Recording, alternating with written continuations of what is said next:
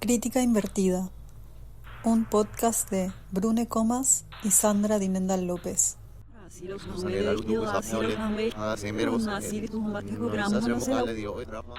Capítulo 1. Asunción y la sustancia de sus argumentos.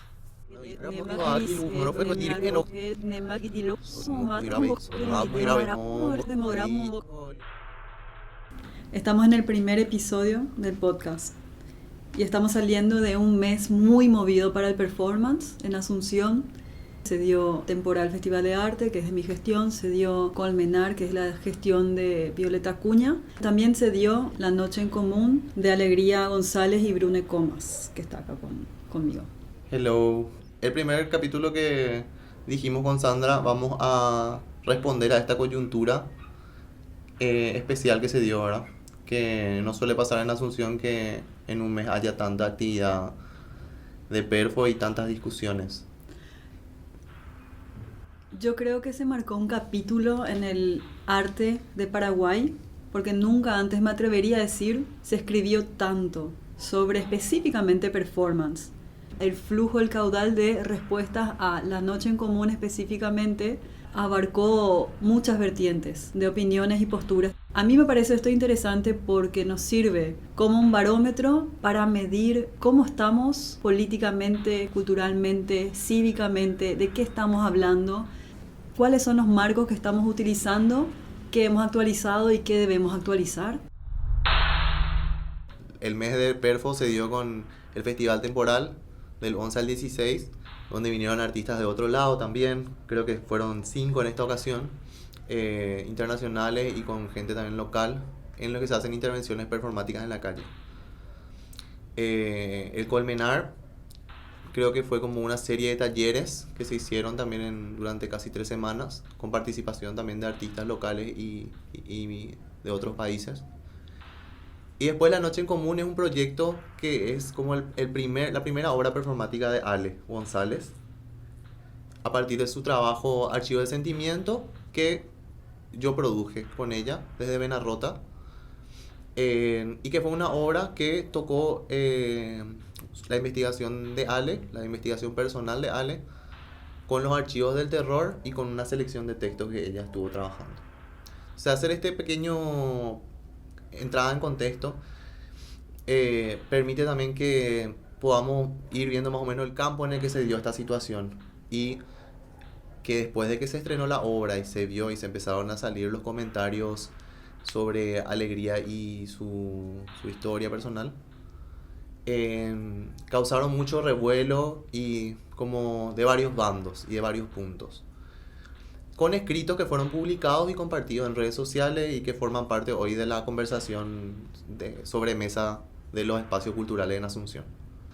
Entonces por eso es interesante para mí como productor de la obra que causó estos revuelos, escuchar el punto de vista de Sandra sobre qué le pareció la obra y también qué le pareció los otros espacios de participación que tuvo, que yo confío que más allá de nuestro vínculo personal de amistad, trabajamos también una seriedad con los conceptos y con los argumentos que es algo que nos gusta compartir con los oyentes y con cualquier persona que nos hable, ¿verdad?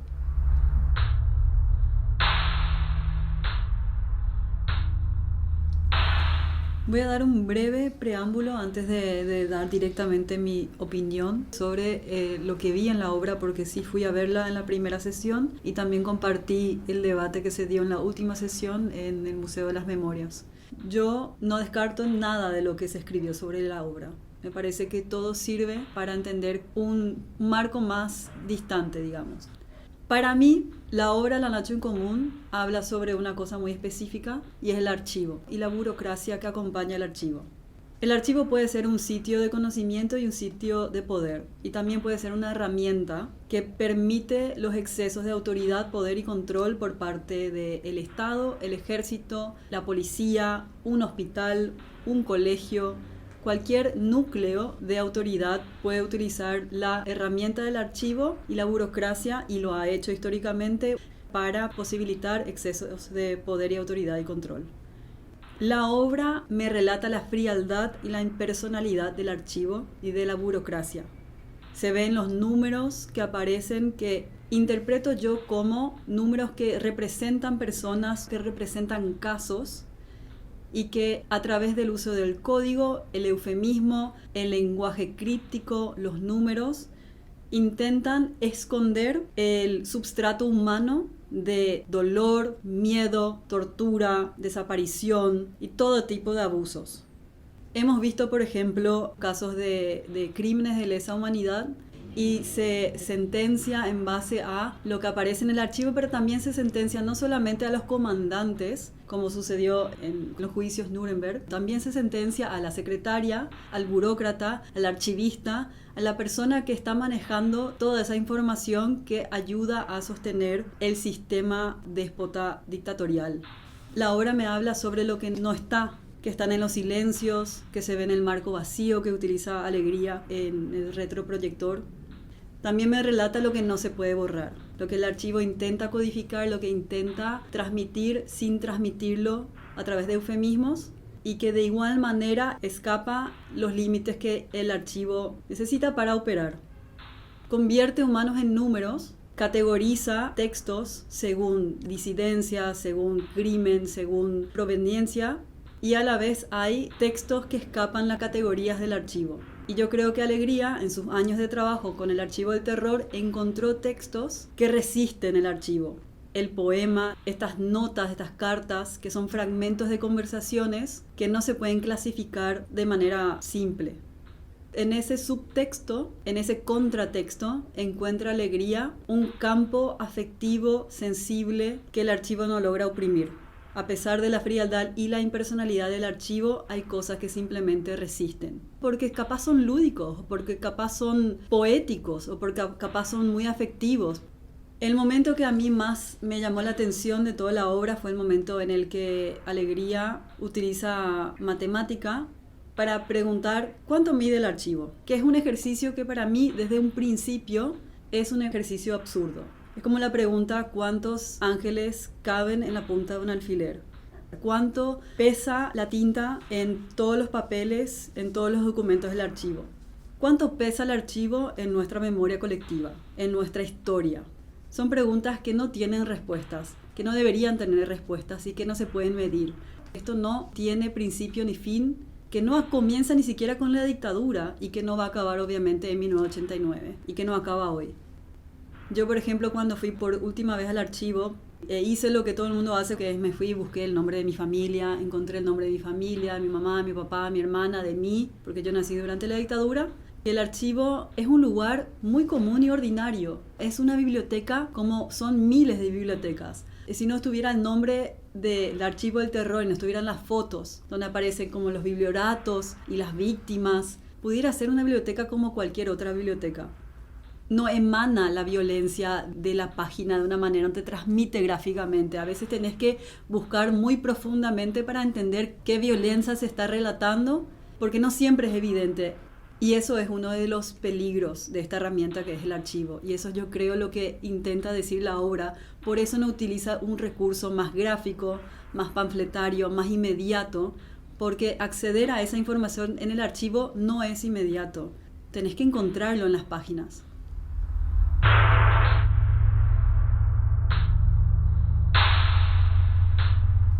¿Cuáles fueron las distintas categorías de opiniones? ¿Qué argumentos se utilizaron? ¿Sobre qué lógicas están basadas? ¿Qué dicen? Y posiblemente, ¿qué nos dicen sobre el ambiente, la atmósfera política, cívica, cultural en la que estamos viviendo? Hay varios argumentos que se basan en el ad hominem. ¿Qué es el argumento ad hominem? Sería el desacreditar la postura de la persona que está argumentando mediante ataques personales sin tratar la sustancia del argumento de la persona. Cuando, por ejemplo, Manuel Cuenca describe: el represor Alberto Planás se apropió como dádiva del dictador de 2.000 hectáreas de tierras destinadas a los campesinos para la reforma agraria que los descendientes de Planás nunca devolvieron. También Michael Rothberg también escribe: puede que los atroces perpetradores sean castigados, pero a los beneficiarios se les asegura que no se les disputarán las ventajas heredadas. Acá se nombran dos cosas. Una, la historia familiar de Alegría González Planás, nieta y bisnieta de genocidas y torturadores, específicamente de Alberto Planás. De eso no hay duda. Es algo que ella ha hablado muchas veces, ha repudiado públicamente en prensa, no solamente en medios más informales como redes sociales. Hay varios artículos sobre esto. Entonces, cuando hablamos, por ejemplo, que los descendientes de Planás nunca devolvieron las tierras malavidas, Alegría González no puede devolver tierras malavidas que no tiene, que no están a su nombre. Y por segundo, si vamos a atacar a la persona que hizo una obra solamente en base a quién son sus abuelos, sin ir a ver la obra, solamente estamos hablando sobre quién está hablando. También hay otra vertiente de opiniones, y voy a nombrar la de Claudia Patricia Miranda y Ángela Gutiérrez. Ángela Gutiérrez escribe: si de verdad busca reparación, ¿por qué no devolver los fondos públicos en favor de artistas y gente del pueblo? La reacción defensiva no abrió un debate, sino que evidenció la red que protege a los privilegiados. Mientras tanto, centros culturales populares cierran por falta de fondos. Y Claudia Patricia Miranda escribe: nada, absolutamente nada que pueda despertar el pensamiento crítico será apoyado por el gobierno colorado. Sacarán naturalmente del imaginario toda posición política peligrosa. Este sistema representa a Alegría González y su performance La Noche en Común. Bueno, cuando se escribe, mientras tanto, centros culturales populares cierran por falta de fondos, estamos utilizando un argumento que se llama falso dilema. Me recuerda, por ejemplo, a lo que está pasando con los jubilados en Argentina y el cierre de instituciones de cine. Y las personas que cuestionan que se cierre una institución de cine dicen: nadie me va a convencer que los jubilados de Argentina no están cobrando porque el cine está recibiendo apoyo. Si Alegría González recibe un fondo de apoyo para la producción de una beca, si ella devuelve ese fondo, no va a mejorar la condición en Paraguay para centros culturales. Una cosa no está ligada con la otra. Lo de Claudia Miranda me parece interesante porque ella toca un punto muy importante sobre cómo agentes culturales disidentes pueden ser cooptados por los mecanismos de poder. El capitalismo o un Estado autocrático tiene que ser suficientemente flexible como para absorber cualquier crítica que se le hace. Eso no significa que las personas que hacen las críticas no sean disidentes, significa que el sistema es suficientemente fuerte e internamente sano como para poder invitar críticas y recibir críticas sin que se desmorone el sistema. Y para terminar sobre la conversación mayor sobre la obra, quiero citar a dos autores, Leticia Ferro y José Cabrera. Leticia Ferro escribe: me acerqué a la obra con la curiosidad propia de quien siente esa parte de la historia muy cerca. Lo que encontré fue un ejercicio aséptico, irónico incluso, donde palabras y números se desplegaban como piezas abstractas en un entramado que parecía rehacer y deshacer su propio orden. Escribe también que utilizar el archivo como mero artefacto estético, abordar la memoria de la dictadura sin un compromiso ético, presentar la memoria como un producto estético decontextualizado, trivializado incluso, o reducir a forma decorativa, fría y distante, son aspectos que ella entiende de la obra. José Cabrera también escribe: la obra en sí es fantástica. Si yo fuera jurado de artes visuales y escena contemporánea, la llevo a bienales del mundo, porque es eso lo que piden las ferias actuales de arte. Vacuidad, silencio, estética no tan estética, etc. Hay una hermosa obra vendible, objeto de exportación, Paraguay bien hecho, pero con amnesia. Yo no disputo lo que José Cabrera y Leticia Ferro escriben en cuanto a que es cierto o no es cierto lo que escriben. Yo simplemente doy una lectura alternativa, subjetiva. Yo sí encontré mucho contexto histórico y político en la obra de Alegría González. A mí me relató una postura política sobre archivos, sobre burocracia, que es lo que describí anteriormente. Ahora bien, que eso sea la lectura mía y no de otra persona es exactamente como debería funcionar cualquier obra de arte.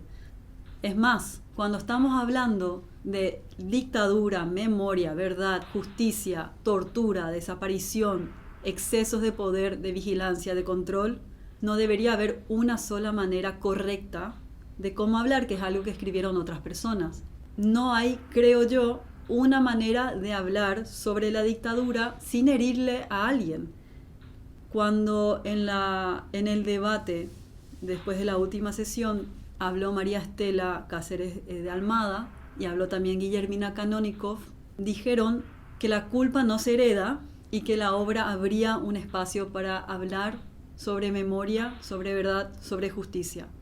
A la misma vez, como esas dos personas y más personas que estuvieron presentes esa noche aplaudieron la obra como un ejercicio que estaba hecho con dignidad, hay otras personas que sufrieron la represión del Estado y que lucharon contra el Estado y que son supervivientes, que no lo sintieron de igual manera, que se sintieron heridas por la obra. Y ambas son de igual manera válidas. Cómo estamos construyendo una conversación colectiva sobre memoria, justicia, verdad, sobre dictadura, especialmente en un país donde la dictadura, entre todas las comillas, terminó, pero el mismo partido político sigue en poder.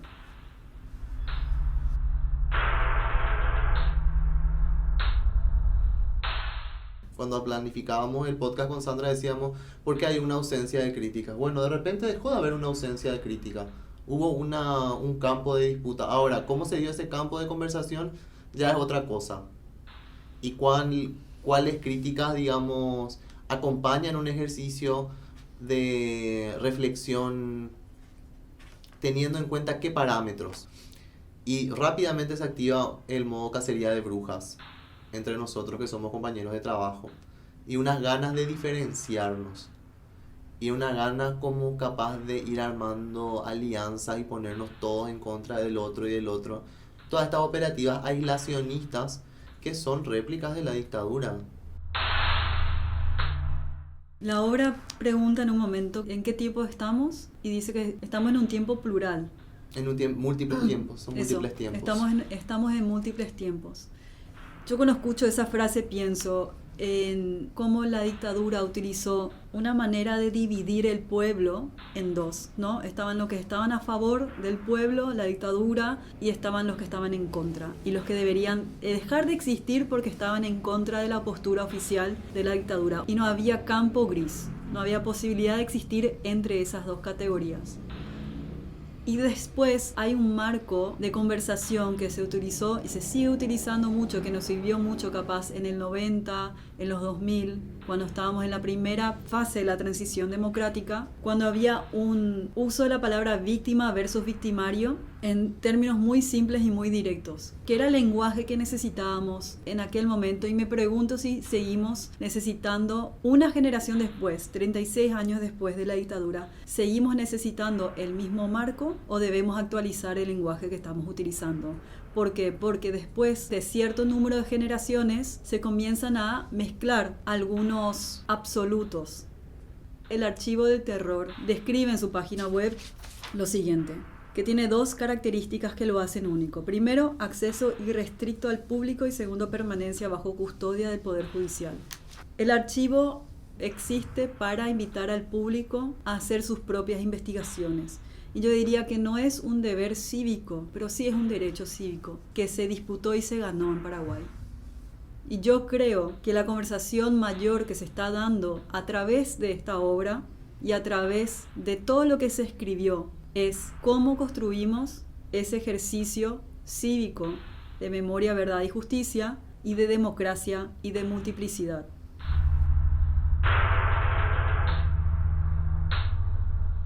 Es interesante también traer a colación el tema de la legitimación, que es uno de nuestros temas acá del podcast. ¿Quiénes legitiman qué arte y quién es quién para decir qué de qué? Realmente está bueno empezar a vernos como compañeras, como pares y como personas que estamos laburando cada una a su manera. Porque no existe en este campo una altura moral para que alguien venga a decir cómo se tienen que hacer las cosas. Entonces hay algo como también de esa voz que se queja y que tiene la cizaña para tirar, pero que vos no ves si pone la mano en el fuego por algo. Y yo animaría, está bien, critiquen con todo el rigor, con todo el veneno que les salga, pero activen a la par sus creaciones, sus puntos de vista, denle carne, que no se quede en el parloteo de Facebook, en el parloteo de redes sociales, que ya estamos demasiado acostumbrados. Usemos estos momentos en los que se activan críticas para pensar cómo es la crítica que nosotros necesitamos para nutrirnos como escena.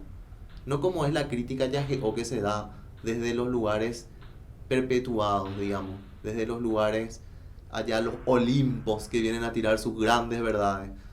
Realmente es como que son predicadores de otra religión. En mi caso, yo no soy de la religión de los grandes mandamases y legitimadores de arte de Asunción ni de ningún otro lado. Creemos en una práctica libre, en el aspecto en que experimenta, busca y se hace las preguntas y toma riesgo. Me parece que es algo, digamos, inspirador para mí y para compartir también con los compis, porque estamos en una ciudad censuradora, súper censuradora. No te censura, si no te censura el Estado, te censura la precariedad o te censura los pares. Entonces la vez pasada cuando estábamos en el museo también, eso yo les dije a los compas que estaban ahí, que el museo se llenó, ¿verdad? El Museo de la Memoria era chiquito, pero estaba lleno de gente. Que nosotros tenemos que cuidar la construcción de nuestra comunidad como artistas y como compañeros de laburo, compañeras de laburo, porque somos las que estamos sosteniendo esta lucha. Y el traspaso intergeneracional que se está dando es algo que se está dando. Nosotros no podemos parar el tiempo ni podemos reproducir cómo se hacían las cosas en las generaciones anteriores. Para que haya un traspaso generacional tenemos que ser una generación activa. ¿Cómo es hacer arte disidente? ¿De qué disiente la disidencia? Entonces, son otras las preguntas que espero que se despierten a partir de esta animosidad que está habiendo y que al fin y al cabo celebro, porque si se ha movido es por algo.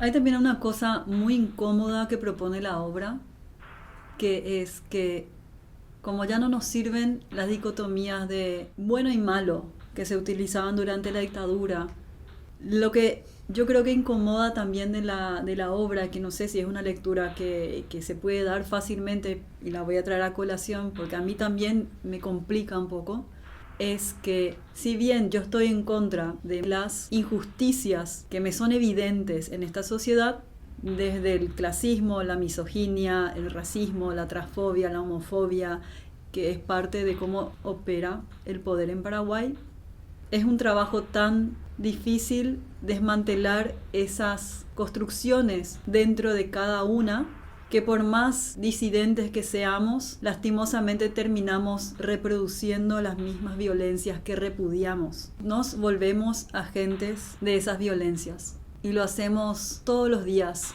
de mil maneras. Y es un trabajo de descolonización, es un trabajo de feminismo, es un trabajo, diría yo, marxista, anticapitalista.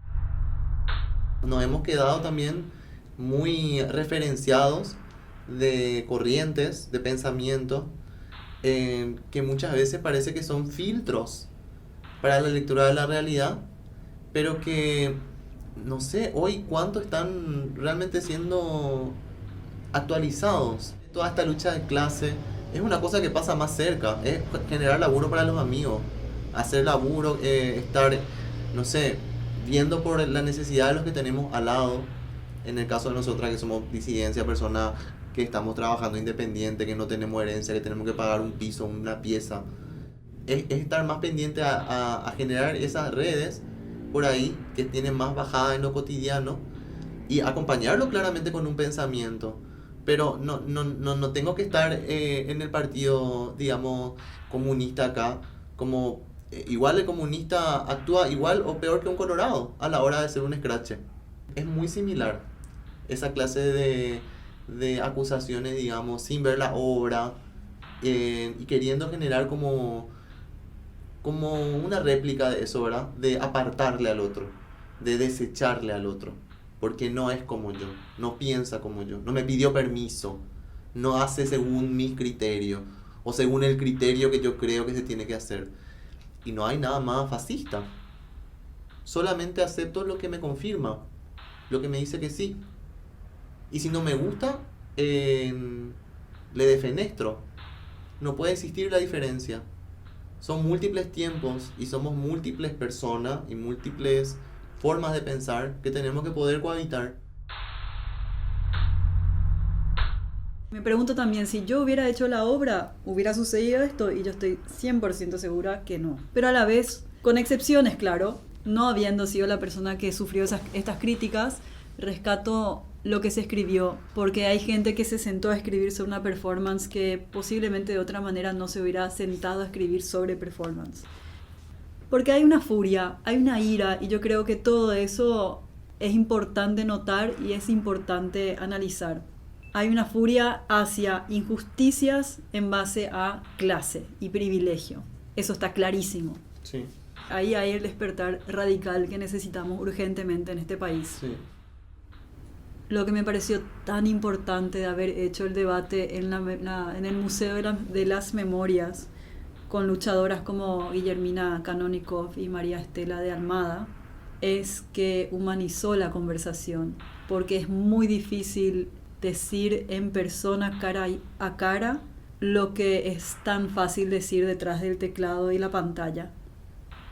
No son válidos los insultos, no son válidos las descalificaciones injustificadas, pero sabemos que de eso está hecho el mundo hoy. Sabemos también que hay algo que está operando en internet y en nuestros cuerpos y en nuestras emociones que automatiza el desprecio y automatiza el funar. Pero también estamos aprendiendo a tener conversaciones e intercambios más empáticos, con más escucha y también poniendo la palabra en valor. Y es el ejercicio que queremos compartir con ustedes, con las personas que nos escuchan, con las personas con las que creamos y ojalá con las personas que vayamos conociendo mientras que hacemos este podcast. Gracias por escucharnos y quédense atentas a nuestras redes, que próximamente vamos a lanzar los flyers con las preguntas y queremos que todas y todos participen. Muchas gracias. Hasta la próxima. Besos anales.